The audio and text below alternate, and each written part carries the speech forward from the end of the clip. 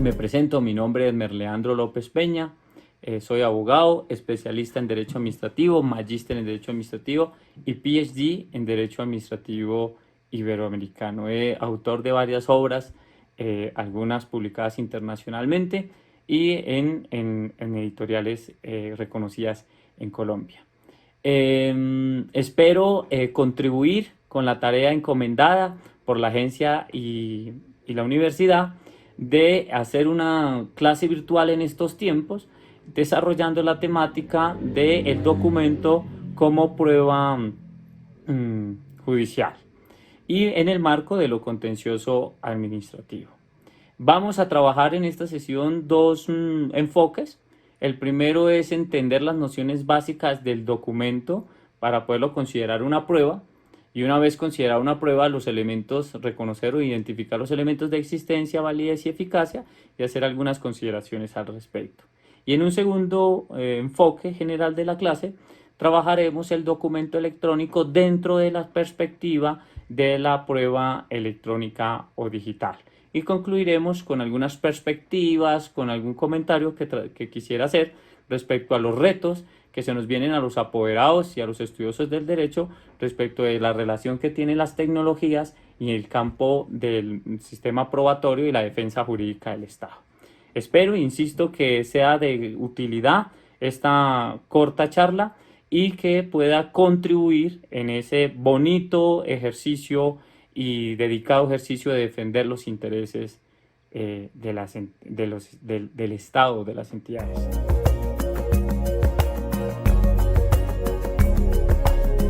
Dicho esto, empecemos con este primer concepto de las nociones generales que nos permitirán entender el documento como una prueba.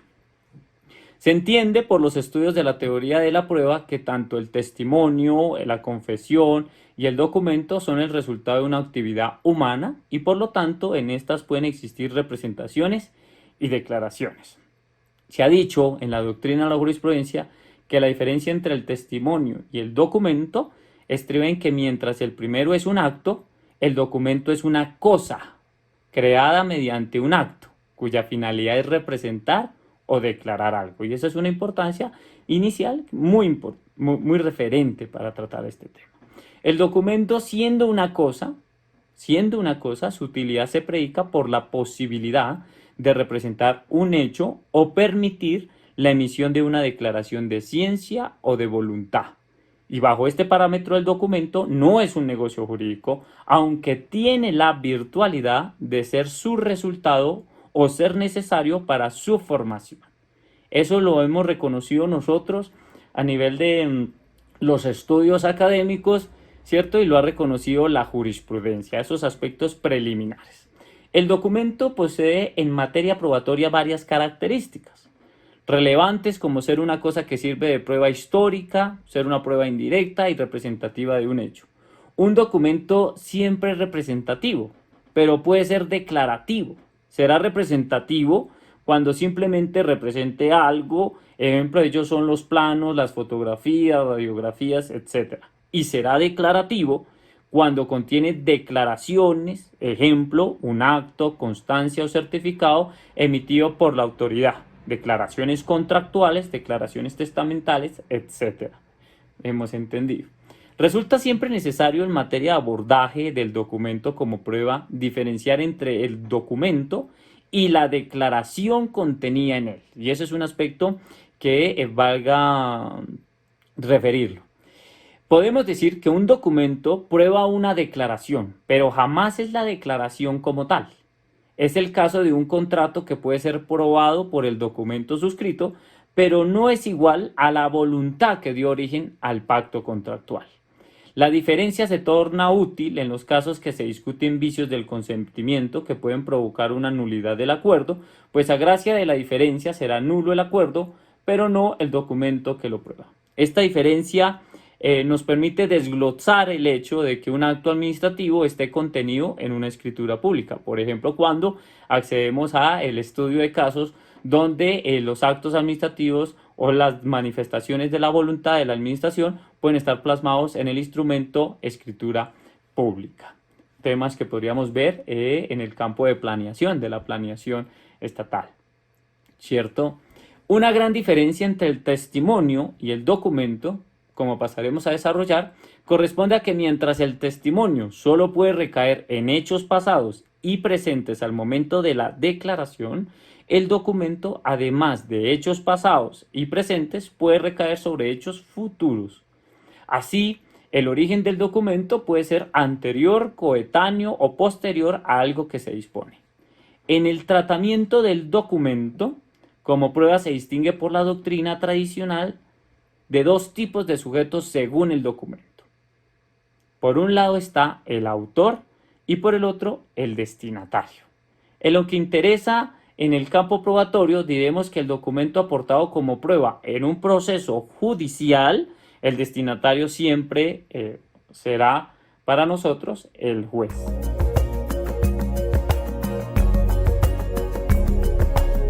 Entre el testimonio y el documento existen semejanzas. Ambos son pruebas históricas, representativas y declarativas. Esas son las semejanzas.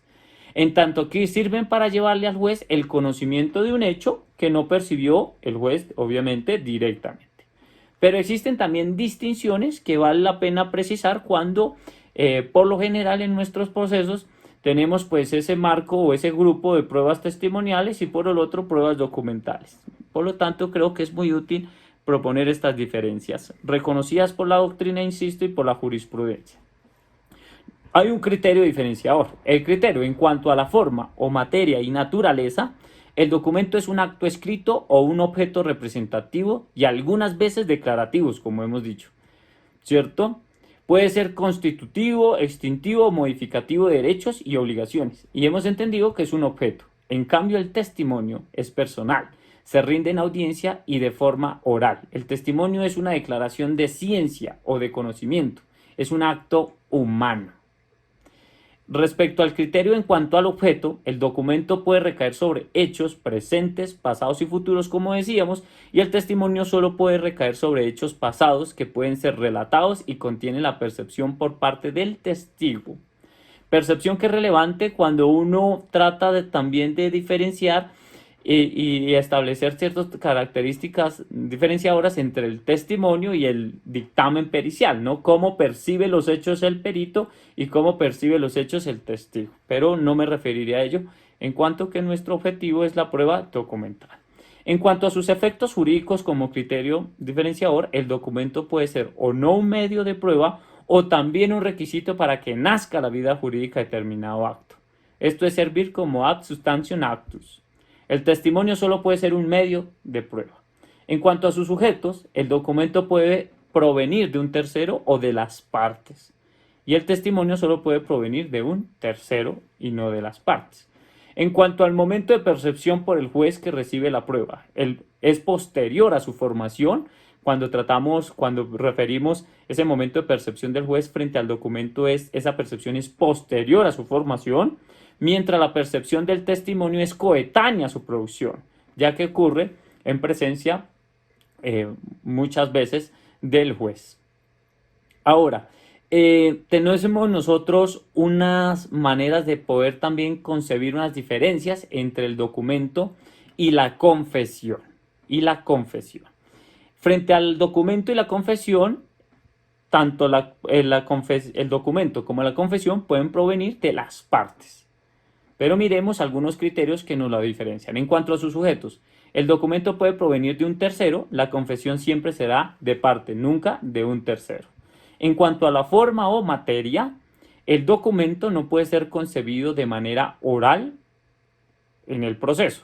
En cambio, la confesión sí puede ser de manera oral en el proceso. Aquí hay un aspecto importante, ¿cierto?, de diferenciar la confesión del acta que se celebra sobre la confesión. Esto técnicamente se trata de piezas del expediente. Eso es algo que hay que identificar. Como otro criterio, tenemos que en cuanto a su naturaleza, el documento es una cosa y la confesión es un acto humano y declaración de ciencia. Esto nos permite, estas diferencias entre el testimonio y la confesión, nos permite, si nos damos cuenta, precisar, particularizar la idea del documento como prueba. y acercarnos a esa finalidad.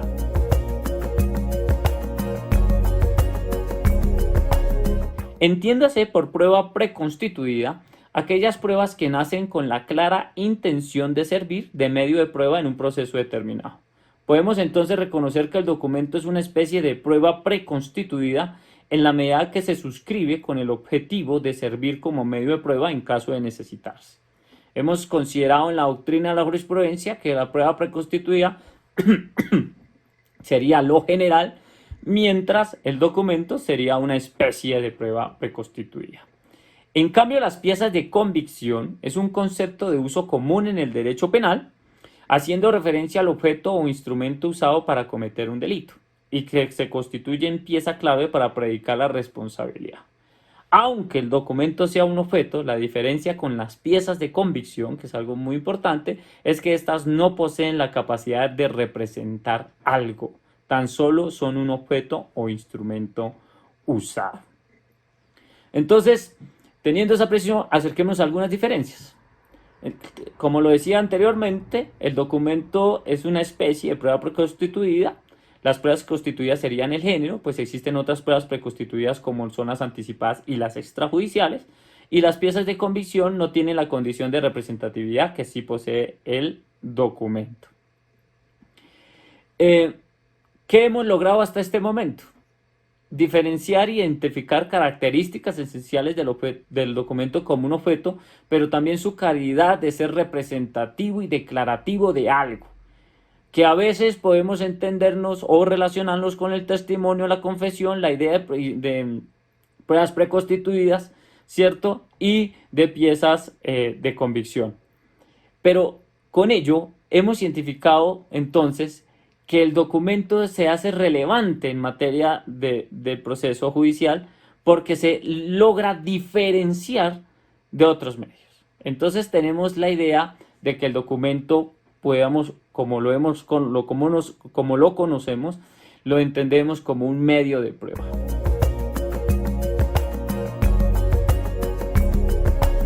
La característica esencial del documento como medio de prueba es ser real, histórico y representativo y en ocasiones declarativo, pudiendo contener una declaración o un acto de voluntad dispositivo. Asimismo, contener una confesión fuera del proceso como una declaración se puede por medio del documento. En materia probatoria, resalta con importancia diferenciar entre el documento ad solemnitatem, ¿cierto? Ad substantiam actum y ad probationem, ¿cierto? ¿Qué tenemos en este caso? Cuando el documento es medio de prueba con el que se pretende demostrar determinado asunto, será ad probationem, es decir, sometido o que sirve de condición de publicidad. Pero si el documento aportado al expediente es relevante para decantar la validez jurídica de cierto acto, será ad solemnitatem. Entonces el documento no solo funge, a partir de esa diferencia, no solo funge como medio, sino como forma relevante de validez del acto, por lo cual no puede ser reemplazado por otro medio de prueba. Y ahí viene la gran importancia y relevancia y condición de que en los procesos judiciales, cuando haya prueba documental, tengamos que precisar todo nuestro interés en hacer estos análisis. Ahora, entendido que puede ser un medio probatorio, es un medio de prueba y que funge en la condición de ad solemnitatem, ¿cierto? Y de ad probationem, entonces podemos precisar las características de todos los medios de pruebas, que es la existencia, validez y eficacia. En este caso, de la validez, existencia, validez y eficacia jurídica de la prueba documental como medio de prueba. Empecemos. Las nociones de existencia, validez y eficacia de las pruebas en sentido general son relevantes en relación con el acto de valoración probatoria que se realiza dentro del procedimiento judicial. Eso es algo que tenemos todos claridad. Por un lado, la validez se predica respecto de la correspondencia del medio probatorio y el marco jurídico establecido. Precisamente la pieza clave para entender la noción de validez de medios probatorios está en el juicio razonable que debe efectuarse para evaluar la legitimidad de la prueba en relación con el sistema normativo. Es lo que nosotros podemos considerar la relación entre el juzgamiento de un determinado medio de prueba a partir de la fijación del artículo 29 de la Constitución Política. En cambio, por otro lado, la eficacia hace relación a la realización de un ejercicio epistemológico, donde se busca la correspondencia entre la fijación de la existencia de un hecho y el propio acto de probar a través de la presencia de medios probatorios allegados legalmente en el respectivo expediente judicial. Este ejercicio que nosotros consideramos epistemológico exige que en el acto de valoración judicial de la prueba exista una correspondencia razonable entre lo probado y la decisión del juez. Podemos nosotros rescatar con lo dicho, en primer lugar, que siendo una prueba válida, puede dar que no pueda ser eficaz para demostrar un determinado hecho que se pretende. En segundo lugar, que siendo eficaz un medio de prueba para probar determinado hecho, este puede ser no válido por contradecir el sistema jurídico. Y en tercer lugar, podemos reconocer que en el acto de valoración probatoria, ambos criterios pueden ser diferenciables y claramente determinantes en la toma de decisión judicial. De ahí la relevancia de nosotros concebir, identificar y precisar las causales o más bien las condiciones que nos permiten fijar la existencia de un medio de prueba, la validez de un medio de prueba y la eficacia de un medio de prueba. En este caso en particular del documento que venimos desarrollando. En cuanto a la existencia de las pruebas, ya hemos hablado la validez y la eficacia, recaemos aquí en la existencia, se hace relación a su nacimiento a la vida jurídica, lo que significa que siendo existente una prueba podrá evaluarse su validez y eficacia. Realizadas estas conceptualizaciones generales, pasaremos a identificar y debemos pasar a identificar las condiciones de existencia o requisitos de existencia, validez y eficacia del documento como medio de prueba. Y empecemos con el elemental criterio de existencia. Ese criterio de existencia nos indica que son requisitos, los requisitos de existencia son aquellos requisitos por los cuales se reconoce jurídicamente una cosa u objeto como documento con fines probatorios. Hay que hacer esa precisión y repito la anotación que tengo aquí. Los requisitos de existencia son aquellos requisitos por los cuales se reconoce jurídicamente, el reconocimiento jurídico, que una cosa objeto como documento con fines probatorios. En sentido negativo, a falta de estos requisitos de existencia, podríamos señalar que no estamos bien ante un documento o bien ante un documento como medio de prueba. En la doctrina se ha fijado cierto número de establecimiento de requisitos. Autores varían de uno en otro. Me pareció a mí importante precisar tres que creo que allí podrían englobarse la mayoría de todos. Entonces les comentaré los tres requisitos que considero yo pueden dar lugar a la existencia del documento y que algunos doctrinantes igualmente. El primer requisito, que el documento sea una cosa o un objeto formado mediante un acto humano o con o sin intención para ello, que tenga aptitud representativa o en algunas ocasiones con condiciones declarativas. Segundo, que el documento para que se considere existente represente un hecho y además para que ese documento tenga una orientación o una finalidad de servir como medio de prueba. Tercero, que tenga relevancia probatoria. Y eso es algo bien necesario. Alguien diría que en este tercer punto la relevancia probatoria como criterio de existencia podría ser un elemento propio de la eficacia. Pero hemos dicho nosotros y hemos reconocido que la esencia de la condición de existencia o de los requisitos de existencia del documento es que a gracia de poseer o de cumplirse con esos requisitos de existencia, el documento puede llegar a ser un objeto o una cosa puede llegar a ser considerado un documento, ¿cierto?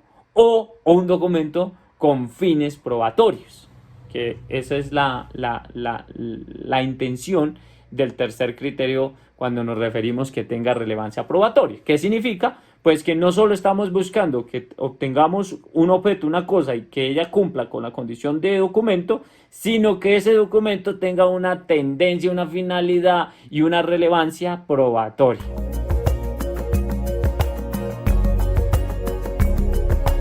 La validez la podemos entender como un acto, como estar un acto conforme al ordenamiento jurídico establecido.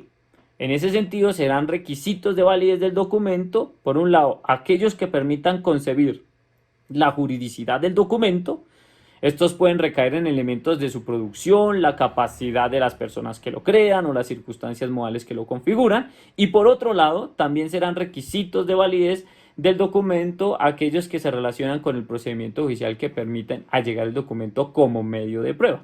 Se darán cuenta, mis queridos compañeros, que tendremos que en el elemento de validez fijarnos en dos criterios, que podríamos mirar lo que hace propio al documento sustancialmente, ¿cierto? Esa juridicidad del documento, estar conforme al ordenamiento jurídico, y en un segundo criterio, el procedimiento llevado a cabo para predicar esa concepción del documento como medio de prueba. Entonces, dentro de estos requisitos de validez, insistiendo que la doctrina puede dividir y haber múltiples clasificaciones, considero yo oportunas referir 5 requisitos. Requisitos, entonces, el primer requisito es que el cumplimiento que el documento, al contener declaraciones o disponer de derechos y obligaciones, su producción no debe estar precedida de vicios y falta de competencias, so pena de incurrir en prueba contraria a derecho. Segundo, al tratarse de documentos cuya esencia es ser instrumentos públicos, su producción debe estar atenta al acatamiento de los preceptos legales.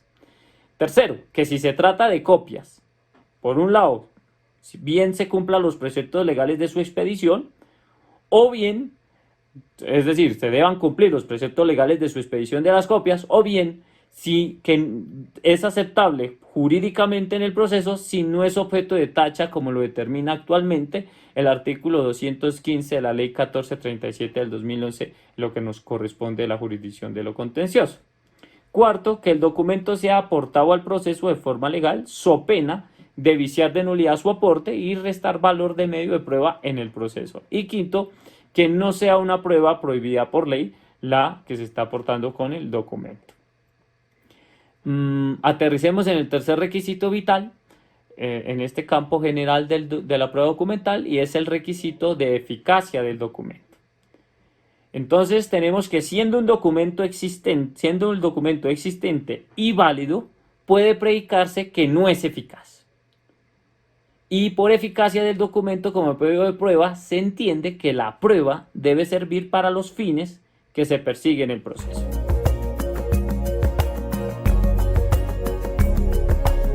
El primer requisito para detentar la eficacia del documento nos dice que debe ser conducente y pertinente. La conducencia se refiere a que el hecho se pueda probar con el documento, y la pertinencia, que el documento en concreto aportado al expediente sirva para probar un determinado hecho que se persigue demostrar. Segundo requisito, que no exista reproche sobre la autenticidad del documento. Tercero, contar con la respectiva autenticación si así se exigiere, ¿cierto?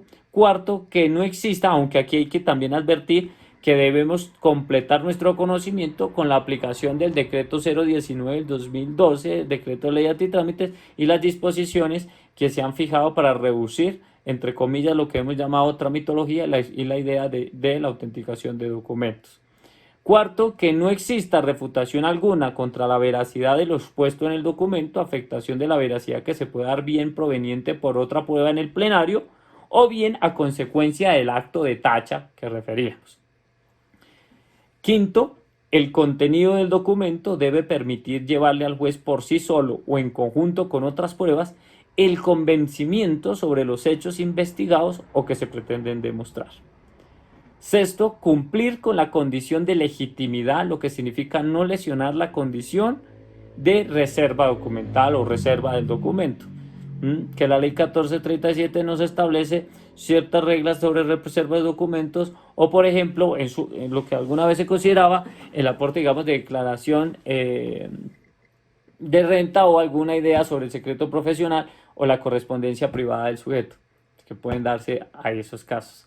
Y el último requisito, que el autor del documento tenga capacidad y facultad para el acto documentado.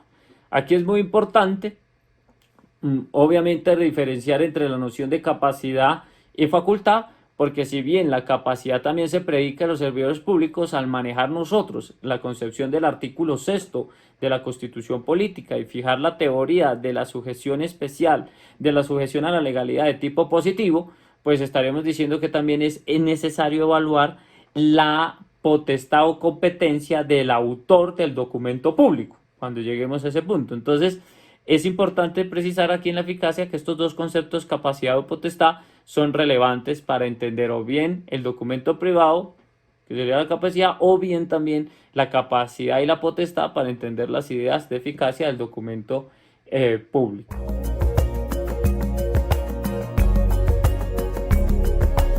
Tenemos que retomar la idea de la prueba preconstituida, por eso de allí su relevancia inicial, de diferenciarla y poder categorizarla dentro de esa amalgama de pruebas preconstituidas. Y entonces, digamos lo siguiente: al tratarse de una prueba preconstituida, existen 5 maneras de llevar el documento al proceso.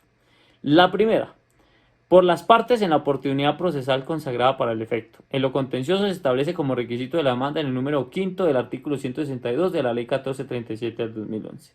Segundo, en el evento de solicitarse por una parte ante el juez para que la otra parte allegue prueba documental, con la advertencia, obviamente, de las fijaciones del Código General del Proceso y la obligación de parte. Tercero, en práctica de inspección o recepción de testimonios. Cuarto, por orden oficiosa del juez. Y quinto, por mandato legal, tal como acontece en lo preceptuado en el inciso segundo del parágrafo primero del artículo 175 de la Ley 1437 del 2011. Estas serían las 5 formas que considero son de presentación del documento y que sean muy importantes para tenerlas presentes en un momento de hacer un check, que yo llamo un checklist, al momento de identificar cómo manifestarme en el acto de defensa respecto a las pruebas documentales que obran en el expediente. Y creo que uno debe pasar desde la idea de si el documento está fijando una representación o una declaración, pasar posteriormente a la condición de determinar los requisitos de existencia, revisar los requisitos de validez, precisar los requisitos de eficacia y aterrizar la forma de presentación del documento. Entonces, nótese que resulta siendo relevante y además una buena estrategia uno tener como este check de control.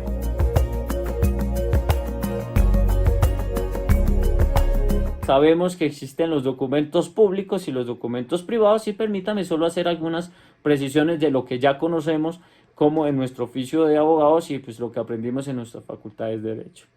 La noción del documento público y privado están fijados en el sistema jurídico. En particular podemos considerar el inciso segundo del artículo 243 de la Ley 1564 del 2012. Entendiendo que serán documentos públicos los otorgados por funcionario público en ejercicio de funciones o con su intervención. De igual manera, reconoce como documento público esa disposición normativa el otorgado por un particular en ejercicio de funciones públicas o con su intervención. De modo, el documento privado, dice la norma, será aquel que no se den las circunstancias mencionadas. Y eso, pues lo entendemos y es aceptable. Puedo yo decir lo siguiente: se creía en el pasado que la distinción entre el documento público y privado era relevante en materia procesal, pues de la naturaleza del documento se determinaban las reglas de autenticidad. Recordemos lo que disponía la normatividad, pero a partir del artículo 244 del Código General del Proceso resuelve esa tesis de distinción importante de autenticidad frente al documento público-privado, señalando lo siguiente. Abro comillas: los documentos públicos y privados emanados de las partes o de terceros en original o copia, elaborados, firmados o manuscritos, y los que contengan la reproducción de la voz o imagen se presumen auténticos mientras no hayan sido tachados de falsos o desconocidos según el caso. Entonces el artículo 244 ya nos revela una tesis que va a ser sólida al día de hoy en los procesos y donde tenemos, como lo advertiré más adelante, tener mucha precisión en el caso, digamos, de copias simples, ¿cierto? Podemos notar nosotros que en el inciso segundo del citado artículo 244, así como en los artículos 245 y 246, guarda una relación con el artículo 215 de la 1437 del 2011, que otorga valor probatorio de las copias en la jurisdicción de lo contencioso administrativo. Entonces estamos como en una paridad aplicativa del Código Penal de Proceso con la 1437.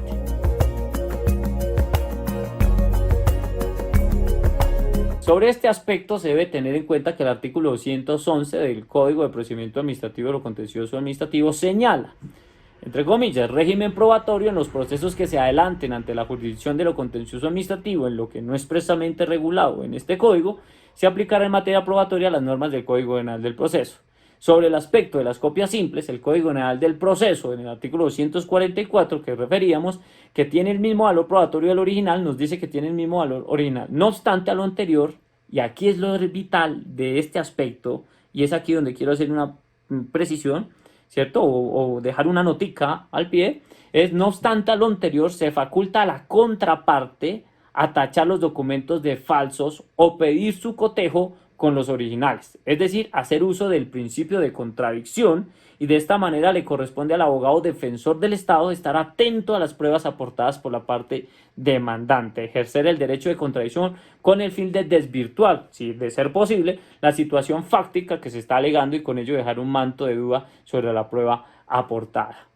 Entonces, muy importante igualmente cuando somos apoderados del Estado, revisar la calidad con la que se aporta en el escrito de demanda el documento y revisar si es siendo un documento, una copia simple, pues ejercer estos actos de contradicción como lo dispone el 244 del Código Penal del Proceso y en relación con el 1437 que ya referí.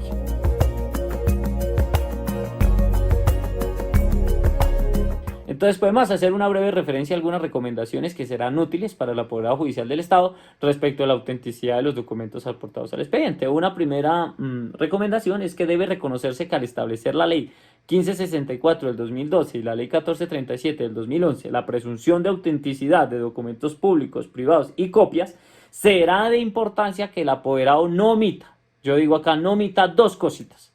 Una valoración previa de las pruebas aportadas con la demanda, lo que ahorita les manifestaba, y segundo, acudir a la tacha del documento, artículo 215 de la ley 1437 y artículo 244, inciso segundo de la ley 1564 del 2012, o en su caso, y de ser procedente, o la referencia de ser desconocidos conforme lo determina el inciso segundo del 244 del Código Penal del Proceso. Segundo, al tratarse de documentos públicos, según la fijación del citado artículo 244 de la ley 1564, el apoderado debe evaluar la competencia y funciones del funcionario que expide el documento público. Les decía que la noción que veníamos de derecho privado, de la capacidad para la creación del documento, en el derecho administrativo y derecho público debemos también concebir no solo la idea de capacidad, sino la idea también de potestad, de facultad, de competencias y funciones, que creo que es muy determinante. A veces uno no fija su importancia en quién expide el acto, solo ve que, digamos, sea original, copia, hace algo, y a veces puede pasársenos esa situación de que quien esté expidiendo el acto no sea el competente. Aquí ahí tendríamos que mirar también y hacer precisiones sobre la problemática que a esta tesis o a esta recomendación yo propongo, y es la problemática, digamos, de la teoría de los actos propios, ¿cierto? Y la presunción de legalidad y la problemática de la noción de, digamos, el documento representara un acto administrativo, la idea de hasta dónde ese acto administrativo pues obliga a la administración, dadas sus condiciones de presunción de legalidad y demás, si digamos estuviéramos hablando de la relación de un documento y un acto, ¿vale? Pero no creo que sobre esa referencia a que al tratarse de documentos públicos, ¿cierto?, debe evaluarse la competencia y función del funcionario que lo expide. Tercero, es relevante decantar que el apoderado pueda acudir no solo a la tacha y a la referencia de desconocimiento, sino a la solicitud de cotejo o a la exhibición según el caso, según el artículo 246, inciso segundo del Código Penal del Proceso. Entonces, nótese que no solo tenemos la tacha, sino tenemos estas herramientas que permitirían, pues, ejercer correctamente el acto de contradicción de esos medios que se aportan. Es importante también hacer una cuarta recomendación que yo señalo acá, tener presente la excepción que se expresa en el inciso 20 del artículo 215 de la ley 1437 en relación a los títulos ejecutivos, ¿cierto? Títulos ejecutivos que en sentencia del Consejo de Estado Sala lo Contencioso Administrativo, sección tercera, subsección C, radicado 29721 del 2014, ¿cierto? A la cual cita en extenso la sentencia de unificación de la jurisprudencia, ¿cierto? Unificación jurisprudencial, perdón, del Consejo de Estado, sección tercera, radicado en 1996, raya 00659 del 2013, se establece el valor de prueba documental aportada en fotocopia toda vez que se surtió el principio de contradicción y no se presentó incidente de tacha a la oportunidad legal.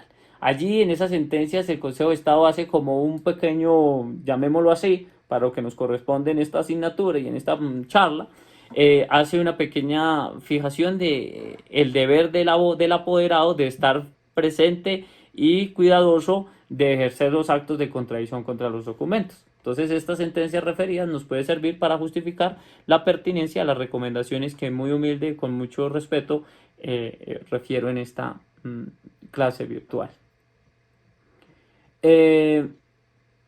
Tenemos entonces una primera llegada a conclusiones. Y es que hemos pasado por la idea, la noción del documento, cómo llegamos a la idea del documento a partir de la distinción entre el testimonio, ¿cierto? La confesión, ¿cierto? Entendimos que el documento es un objeto que tiene carácter representativo o en algunas veces declarativos. Pasamos por la noción de existencia, fijamos sus características, sus requisitos, el de validez, fijamos requisitos, eficacia, fijamos requisitos, establecimos la forma de ser aportado en el expediente y hemos precisado cómo sería el acto de contradicción a partir de los ejercicios de tacha, desconocimiento, cotejo que he referido anteriormente y terminamos haciendo unas pequeñas recomendaciones. Ese sería entonces el desarrollo de nuestro primer esquema y nuestro primer tema a haber trabajado en esta asignatura. Dicho esto, entonces ahora pasemos a entender el documento electrónico en el marco conceptual de la prueba electrónica.